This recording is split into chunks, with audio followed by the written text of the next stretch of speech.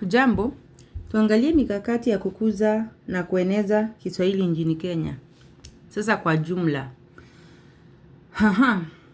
Kwanza, kuchapisha vitabu vingi vya Kiswahili, ili watu wengi waweze kusoma. Hapa kuna swali, inafaa kuwa watu wengi waweze kusoma. Pili, shughuli za bunge, kuendeshwa katika Kiswahili, ili kupanua matumizi yake. Kwa hivyo Kiswahili kinatumika bungeni katika mijadala.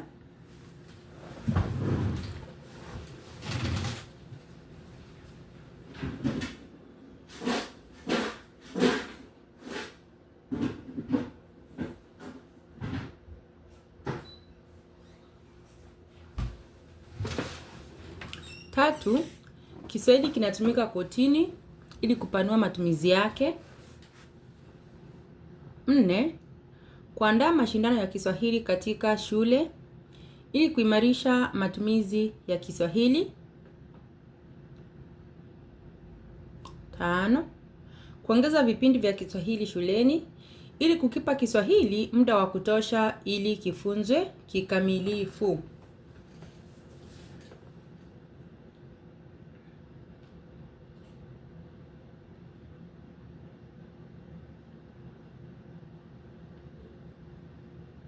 Sita, kupunguza bei ya magazeti ya Kiswahili kama vile Taifa Leo ili watu wengi waweze kununua na kusoma.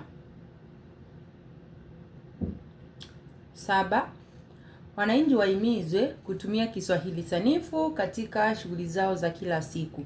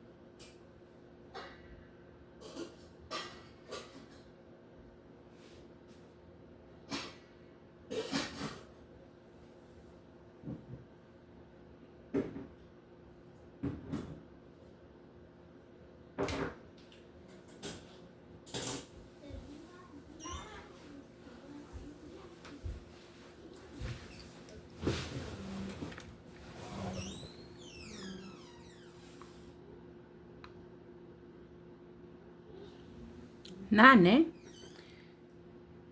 kuunda istilahi za Kiswahili. Wataalamu wa Kiswahili waunde istilahi za Kiswahili ili kupanua matumizi yake. Istilahi ni sawa na msamiati. Kwa hivyo wataalamu wa Kiswahili wameunda msamiati, na kutokana na kuunda msamiati matumizi ya Kiswahili yamepanuka. 9, Kiswahili kitumike kwenye mawasiliano au katika mawasiliano. Kwa hivyo iwapo kitatumika katika mawasiliano ya kila siku, ina maana kwamba kitaenea na kukua, na tunaambiwa kwa mfano kwenye simu ili kupanua matumizi yake. 10, sanaa, maonyesho na muziki. Shughuli hizi zitumie Kiswahili ili kupanua matumizi yake. 11,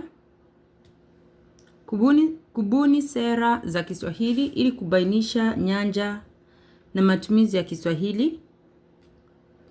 Hoja ya 12 tunaambiwa kuimarisha Kiswahili. Kiswahili kitumike kufunzia masomo yasiyo ya lazima kama vile hisabati, kemia. Kwa hivyo iwapo kitatumika kufunzia masomo yasiyo ya lazima, ina maana kwamba kitapanuka au kitaendelea kukua.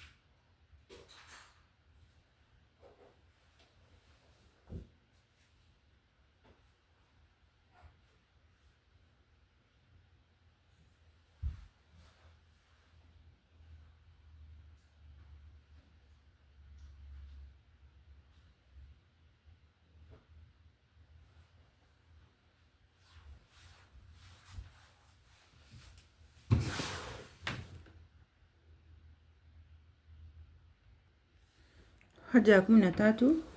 Uhifadhi miradi ya Kiswahili. Kwa mfano, miradi kuhusiana utafiti wa Kiswahili ihifadhiwe. 14. Kuandaa walimu wengi wa Kiswahili ili pawepo na walimu wa kutosha wa Kiswahili. Walimu waliohitimu pia waajiriwe ili kufunza Kiswahili. Natumai hii tunaelewa kwamba wakati mwingine utapata kwamba walimu wa Kiswahili ni wachache na waliohitimu si watu wanafunza Kiswahili.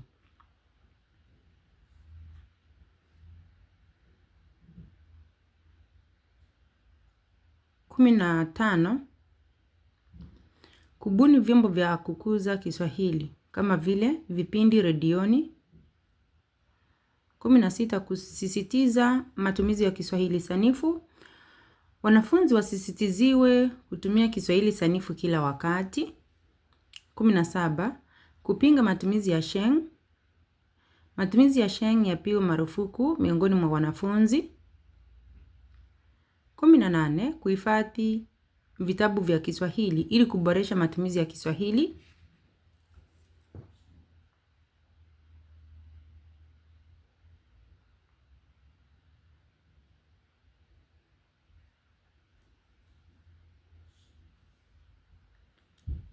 19.